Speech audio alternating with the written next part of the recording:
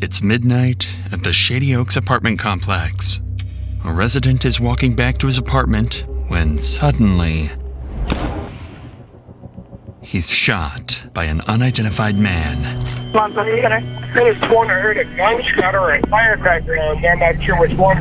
When police rush to the scene, they're immediately faced with a barrage of gunfire targeting anyone who moves, and no idea who or how many shooters are active, all while dozens of innocent lives are at fatal risk.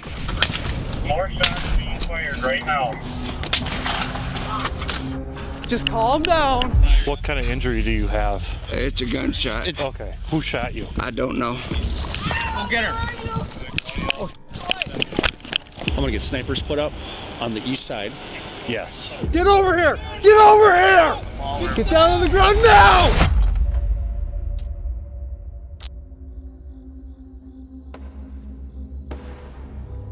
At approximately 2:17 a.m. on that Sunday night, officers receive reports of gunshots near Shady Oaks apartment complex. Minutes later, around 2:20 a.m., first responder officer Cody Needham approaches the scene to investigate. Little does he know, the gunshot reports were part of a trap set by the shooters, and he was driving straight into it.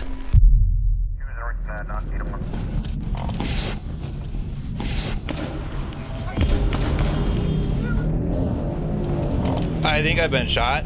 Moments after entering the parking lot, Officer Needham is struck by a bullet as multiple shots rang out and immediately radios nearby officers for backup. I'm going to the hospital. Dispatch, let ER know I'm coming. There was a rapid succession of shots. Do you know where it came from? It's back by Shady Oaks. There were more shots back by Shady Oaks. Okay, we need to get a perimeter around this building. Multiple units nearby are now en route to Shady Oaks. However, the scale of police response will soon grow much larger, as officers realize the severity of the situation and the danger posed to the civilians. But for now, as backup units head towards the scene, Officer Needham speeds towards the hospital, still uncertain how severe his injuries are. I think I've been shot. Yep, come on in. I don't know what the Go in this room right over here. While Needham receives urgent medical care, backup officer Christopher Deason and other units make their way towards Shady Oaks. Completely unaware, they're stepping into a deadly 8-hour-long standoff. In rapidly chaotic incidents like these, officers have no choice but to make split-second tactical decisions. To fully understand how police manage such dangerous situations, we'll follow every tactic and decision through every stage of the standoff, starting with Officer Deason, who's just arrived on scene to a barrage of gunfire erupting unpredictably. We don't know what floor they're on. The shots were presumably coming up in front of the building.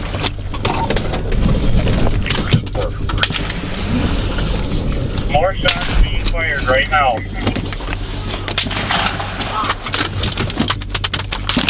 Go ahead.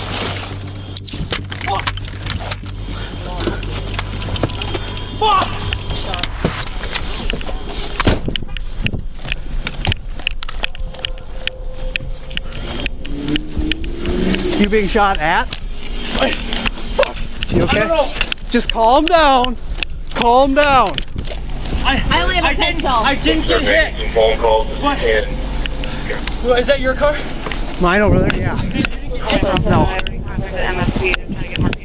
Officer Deason and other responding officers quickly take position behind a water pump house, located near the parking lot on the west side of the complex. But there's a more immediate worry weighing on the officers. Many civilians remain unaware and exposed, and every gunshot could mean another innocent resident being targeted. With dozens of innocent lives at stake, Officer Rasmussen and Tim Harves arrive near Deason's location on the west side, positioning themselves nearby to help scan the area and pinpoint where the gunfire is coming from. More shots being fired right now. 306, 2400, start everybody.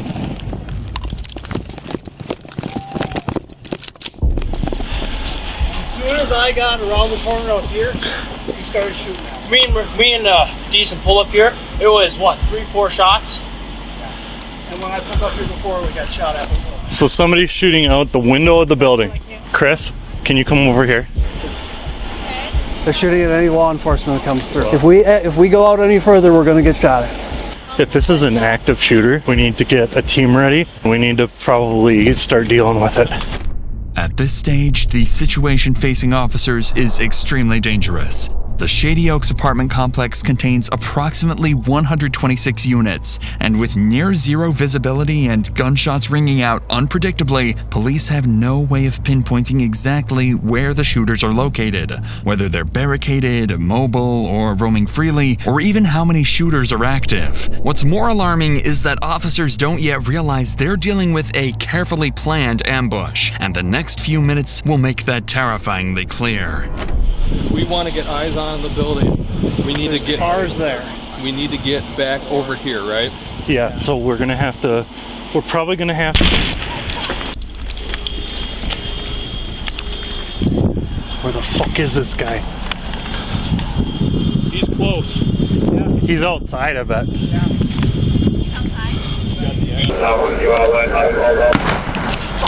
Okay. He's running across! You see him? Yeah, watch it. He's running. Where? Where is he running to? North or He south? ran that way, he ran that direction. Somebody Running ran. south. I don't know if you got shot at or what, but someone just ran across the back lot. He's running. Towards the back lot to the south. I don't know if it was him or someone that got shot at. Someone Correct, they ran out here in that direction. Did you not see No, they're behind the trees here. Other side of the trees. What? Is that, you think that's a high-powered rifle? Something high. Off! Just calm down. Do not bowl me over. Shot at this house. It's coming from the front of the building. It impacted the road on the Middle 4th. One of the shots officers just heard was aimed at a resident who stepped outside the building, completely unaware of the active threat. He was struck and immediately ran away. With danger escalating and officers still unsure how many shooters they're dealing with, or even where the next shot might come from, their immediate focus shifts to two critical priorities. First, identify and engage the source of the gunfire. Second, secure the perimeter and evacuate civilians inside and outside the building to prevent further casualties. However, officers still don't have a key to access the building from any side, adding a major complication to their plan. So, to move forward, Officer Deason and Harves formulate a tactical plan. One group remains in position, carefully engaging and distracting the shooters to pinpoint their exact locations and number. Meanwhile, a second group cautiously moves around the perimeter, evacuating civilians from areas exposed to gunfire. It's important to understand that incidents like these are not only traumatic for the officers working them, but they can often have the same effect on people simply watching these videos behind a screen, just like you. If you have ever felt that you need help with mental health, you should know there are always people you can reach out to. Before I started this channel, I struggled with anxiety every day. I'd record videos, then delete them because I thought they weren't good enough. Therapy changed that. It gave me the confidence to finally start uploading. Finding the right therapist, though, was hard. I went through several before one clicked. That's why I've partnered with BetterHelp, the sponsor of today's video. BetterHelp makes it easy for you to find the right therapist for you. Fill out a questionnaire and you will match with a therapist in as little as a couple days. With their 30,000 licensed therapists, you can easily switch therapists anytime at no extra cost if it's not the right fit. A therapist will listen, ask questions, and help you see things from new perspectives. They can give you advice and techniques to make positive changes in your life. With over 9,000 reviews and a 4.3 rating on Trustpilot, BetterHelp is a platform you can trust. Click the link in the description or go to betterhelp.com/DrInsanity and get 10% off your first month of therapy. With that said, let's get back to the scene. The evacuation team is about to spread out and begin sweeping the west side of the perimeter. With the shooter's identities still unknown, they have to treat everyone they encounter as a potential threat. Come here. Hey, come here. You have a key fob to the building? Yes, sir. Okay. Are you okay? Yeah, motherfucker was shooting him. You're shooting me. I took out the sidewalk and said, oh, you're very those kids. I love her surprising and brought. Say something. I heard it. I was standing in my kitchen doing it. Here, go back to your car. Now. It's the second floor. So you think it's the second floor? I'm pretty for sure. It's the second floor on the far side. Okay. Go back to your car. Stay in there, okay? Officer Rasmussen manages to clear this first encounter with a resident safely. But as he moves further into the parking lot, he spots someone he believes might be one of the shooters.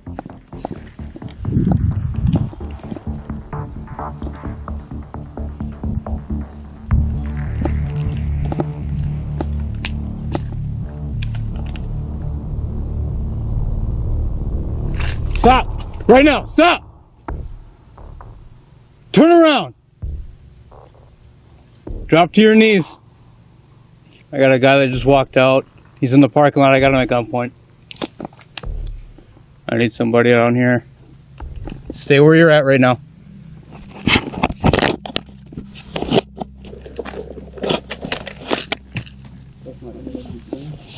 Okay, we got somebody shooting from your building right now. Okay. Okay. Okay, take him. Go to him. Stop. Ma'am, come here. Come here. Come here. It's police department. Come here. There's somebody shooting from your building right now. Okay?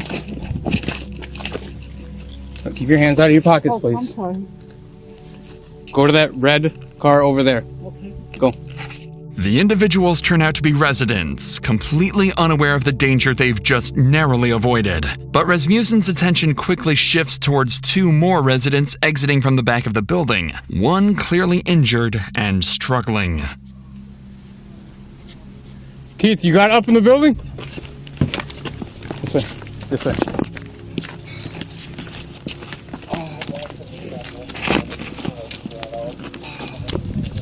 Okay, come on. Come on.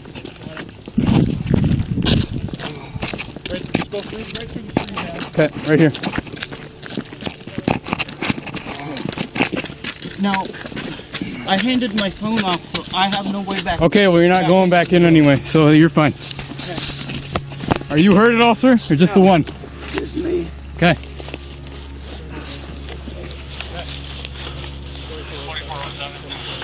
I'm right here. Okay. That light pole right there. The light. Okay. What kind of injury do you have? It's a gunshot. Okay. Who shot you? I don't know. I come out that door we just came out of, was facing that way, and that's when I got shot. Okay. Come right over here, sir.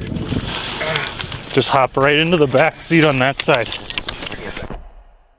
One of the civilians encountered by police is Shady Oaks resident Daniel Thorpe, the same person officers spotted running away earlier after being targeted by gunfire. Daniel is now the second confirmed victim following Officer Cody Needham. Unfortunately, they won't be the only casualties as the night continues. Okay. She has been hit. Get over here! Get over here! Get down on the ground now! By now, multiple SWAT teams have been requested to assist with the situation, but Daniel's close call underscores just how deadly the situation remains for the countless residents both inside and outside the complex. Many of them are still going about their night, not even realizing they're in any danger. Thankfully, Officer Rasmussen gained crucial intel from the woman he encountered outside the building. According to her, the shots appeared to originate from an apartment on the front side of the building, possibly on the second floor. But most importantly, she provides the officer with a key to access the building. With dozens of innocent lives still at risk, police urgently need to devise a plan to infiltrate the building and evacuate residents before the shooters have a chance to move positions, or worse, start targeting residents door to door. If the next steps aren't executed perfectly, the consequences could be catastrophic. With this in mind, Officer Tim Harves repositions to a parking lot near Giant Wash Skyline Express just southeast of Shady Oaks to meet with command, await incoming SWAT teams, and strategize their next move. We haven't been able to get... They were thinking maybe like second floor, but now Chris is saying there's movement on 7th, but there's movement all over. If you watch those windows, nobody's identified where or who. Once I get more SWAT bodies in, I'm going to start forming up some perimeter teams to take over on perimeter. I'm going to get snipers put up on the east side. Yes, yeah. So that they can kind of get all the eyes on. shots have been coming from the front of the building. By this stage, police have gained important but conflicting information about the shooters. Witnesses indicate activity on the second floor at the front of the building, yet Officer Deason's group has reported suspicious movement higher up, possibly as high as the 7th floor. With these conflicting reports, the situation remains risky and unpredictable. So, to gain some control, multi-jurisdictional SWAT teams are now en route to help secure the building's perimeter, deploy snipers, and infiltrate the complex to evacuate civilians trapped inside. In the meantime, Officer Christopher Deason and his group continue to hold a critical position at the west end, actively scanning the building to pinpoint how many shooters they were dealing with and their locations. Shots fired, shots fired. Well, it was about 10 minutes. Yep.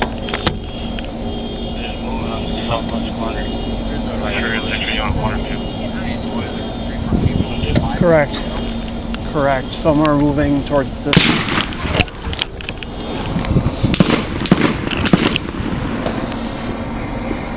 That did hit across the street, right across the street from me. It sounded like a bird shot. While Officer Deason's team continues to hold their position on the west side, a critical oversight is exposed in the perimeter setup. Road closures intended to prevent civilian traffic from entering the active shooting zone weren't established quickly enough, allowing unaware drivers to slip through. This major flaw is about to lead to disastrous consequences. What? Oh. How to control the bleeding. Well, you don't go out there. Go! Go! Get out! No! Fuck. Fortunately, this first vehicle manages to pass without getting hit. But just minutes later, officers spot another set of headlights approaching, heading directly into the line of fire. Contact 212 in shortly and around the drink. 2, 3. Shots fired, shots fired. 3 shots. Half shots fired. No. Okay. That was 3 shots, so Correct. another 5-10 minutes. Maybe. They're not hitting directly at us. Vehicle coming north. Vehicle. Yep. Vehicle coming northbound. Vehicle coming northbound on 4th. Officers quickly realized the rapid succession of shots was not directed at them, but at a civilian vehicle passing by the front of Shady Oaks. After being hit, the driver continues forward, eventually stopping on the west side, still within the active firing zone, but close to where officers are positioned. That's when they hear the driver's disturbing screams. Get over here! Well, we might have somebody that actually just got you. Oh shit. She has been hit. I know, come on. Let's go. Fucker, I should have known. Do you have a tourniquet on you? Yeah. Okay. I think it's just through and through. Shine your light. How my girlfriend? Yeah, we can't get up there right now. We cannot get up there right now. The injured driver was struck in the leg and is rapidly losing blood. Officers quickly apply a tourniquet to control the bleeding and stabilize him until he can be transported to the hospital. But before they can even catch their breath, another serious problem appears. Other residents and civilians continue to pass close to the active firing zone, oblivious to the lethal danger surrounding them. That's when Officer Deason spots something alarming. Someone riding on a bicycle is suddenly seen riding straight through the active firing zone, heading directly towards officers. This guy is leaving on a bike right now. You can stop that guy on the bike. Get your hands up! Get over here! Get over here! Get down on the ground! Get down on the ground now! I am. What the fuck? We got people shooting out of that building at us. Shit. We don't know if it's you yet. No, sir. We don't know that yet. Okay. We got him proned out right here. We're checking him. I didn't hear no gunshots. Are you kidding? You guys scared the fuck out of me. How do you think we feel? Well, I didn't know there was people shooting each other. What's happening over there? Get him to crawl over here. What's happening over there? Get over here. Okay, crawl. Crawl over here. Come up by the building here where you're safe. All right, put your hands down again. We just had somebody get shot out in the street from here. You have anything on you? No, sir. Can you take the bags gotta off see me, this. please, so you can look at? You can search me if you take the bags off. This bag just has a hammer and some tools. Okay, it's not him, obviously. Stay down. Okay, it's obviously not him. Okay, why don't you come up here, sir? Come up by the building where you're safe. Okay, now you hear what we're dealing with? Thankfully, officers quickly determined the biker was not a threat, managing to pull him to safety before he was harmed. Immediately afterwards, police units quickly finished establishing roadblocks around the complex, finally preventing further civilians from entering the danger zone. With no targets in sight, the shooting abruptly stops. This brief pause gives officers an opportunity to reassess their positions as they wait for SWAT support, unaware of the violent escalation just hours away. Officer 304 is also a priority.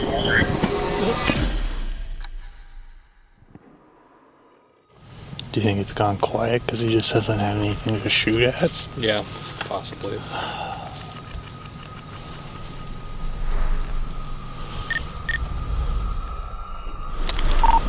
Keep them at a staging point, Keith. We have an armored vehicle on scene here. We'll be sending over, I believe. At approximately 4 a.m., SWAT armored vehicles finally arrive on the opposite side of the building, marking a critical turning point in the operation. For the first time, officers have the tactical support they need to close in and bring the shooters into custody. Yeah, we've got 4 individuals here now, 313. We need to get them out of here. You want to jump in with him? Yeah. All right, we're coming. Thanks for coming. Yeah. I know our team's setting up too, so we'll be over here soon. Not what we expected. Yeah, no shit. With SWAT teams now on scene, a sniper unit quickly moves into position on the east side of the Shady Oaks complex, giving officers critical visibility. At the same time, entry teams on the west side prepare for their next move. It's finally time to move inside the building. Here, we'll cover you. Get up there, go one at a time, okay? And I'm gonna move, right? Yep. I'm moving.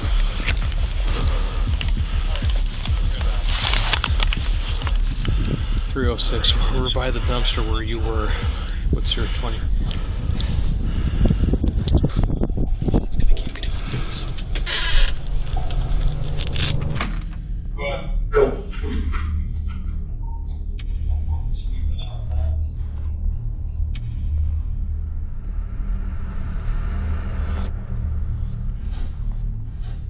You gotta get out of here, just walk down that way, hurry. After carefully evacuating ground floor residents over the next 2 hours, SWAT teams successfully secure the lower levels, ensuring the shooters have no path to escape.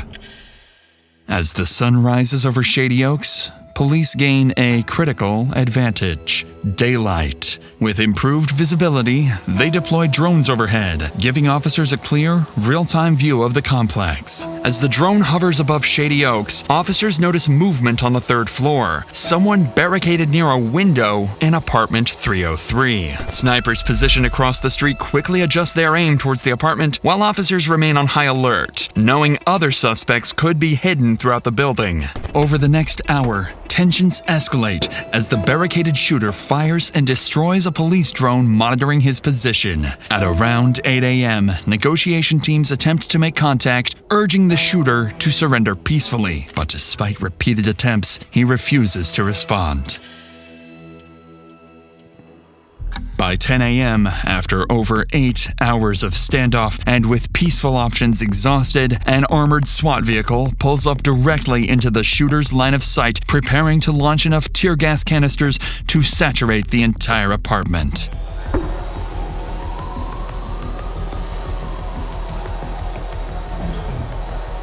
Moments after the gas enters the apartment, the barricaded suspect moves to the window. For the first time, officers see his face. It's a young man, barely out of his teens, armed and ready to fire back.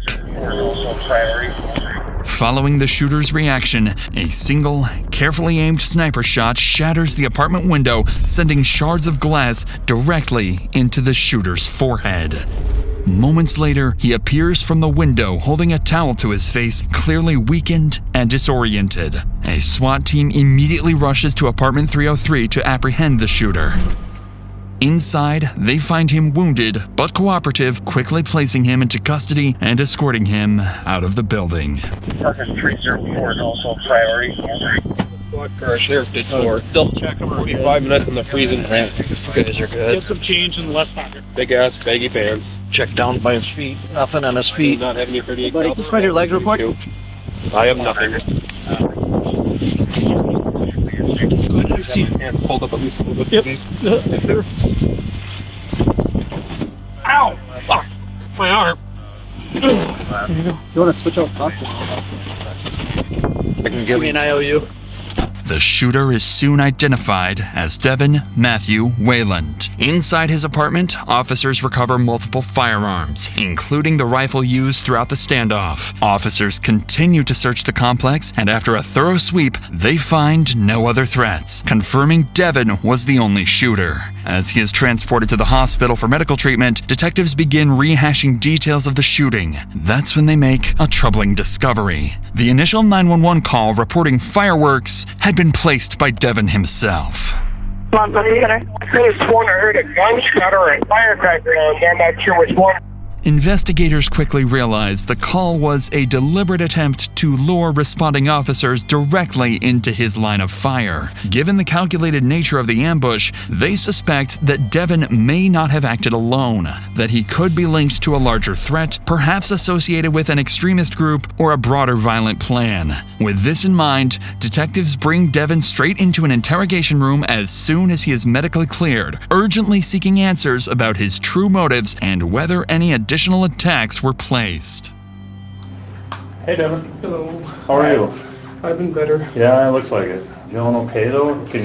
Is that okay if we visit? Yep. Okay. Now, let's back up to the day before the incident and just talk to us about your day and kind of what's going on. Everything seemed alright, everything seemed fine. But, Okay. These ex-friends of mine, they wanted to hang out with me, and it was gonna be his girlfriend's birthday, the 21st birthday, so they wanted to party and drink. Well, I do like political discussion. I like to see people's views and ask them why they think of that so I can respect them deeper and Like view them. political stuff? Yep. Okay. But it just turns out that they're ex-tweakers, and I think one guy was tweaking there. This guy's name was Seth something. And they're all like they're saying I'm getting in their face and screaming at them. I'm partially deaf from working in machinery. I said, I'm sorry, I'll get down on my hands and knees, I'll show you I'm not being violent. And this woman was saying, get on my man's face. And I'm like, I'm not on your man's face, I'm just saying, this is how I view about the situation, because how can I respect you? You've been nothing but nice to me, so she has until this point on. And Judd said, get off his face. I said, I'm not on your face. He pushed me. He was trying to fight me, so I fought him, and Jordan got on me and he tried fighting me, and he claimed he was trying to make sure there would be no fight to happen, but that was the last straw. And for some reason, I felt like because no one would believe my side of the story, I had my firearms out and ready to use, just in case anything did happen, which I didn't want it to, but I had an accidental discharge in my Mosin-Nagant rifle and had one bullet for it. I'm not Which sure. kind of rifle was it? Mosin-Nagant. Okay. It was a mental slip-up. I haven't been employed in a year. Uh-huh. And my grandfather died 3 years ago. I just wanted it, and I didn't want to ever shoot a cop. That's why I surrendered. Were you aiming at anything throughout Just the the 75 cars, rounds? just the cars, trying to get the cops to come so they'd shoot me. I didn't want to shoot the cops, I didn't want to shoot anybody else, I just wanted to shoot the cars so that they would shoot me. But And is that from alcohol or I were you- couldn't myself. It's against my own views. I would have to have somebody else shoot me theoretically. So that's where that idea. I know it sounds really fucked up. I wanted to live. I tried telling myself this and that, but under last night's situation or ordeal, it just got too much to me, too fast. So, do you remember what exactly you told the dispatcher when you called in? It sounded like there was a gunshot or fireworks or some type of discharge, like some type of fire shot. So if you said the word fireworks, would you mean fireworks from a gun or actually fireworks? I don't know. Did I say fireworks? Or are you getting Well, you this might one? have. You I might don't know have if I said did. fireworks. I don't know if I did. Okay.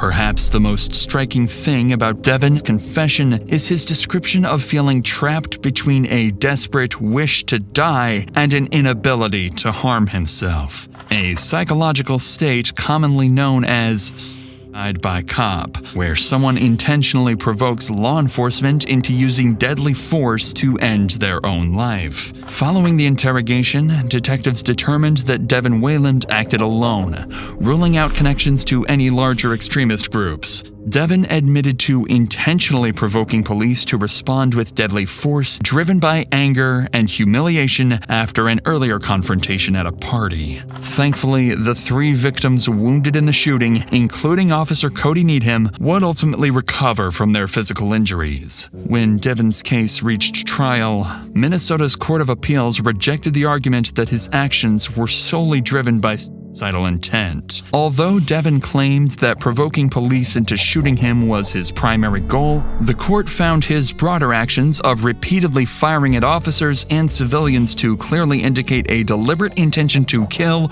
or seriously injure others. Devin's defense team argued that severe mental health issues were primarily responsible for his violent rampage, but the jury was unconvinced, finding Devin guilty of 3 counts of first-degree attempted murder and 3 counts of second-degree assault. He was sentenced to 50 years in prison.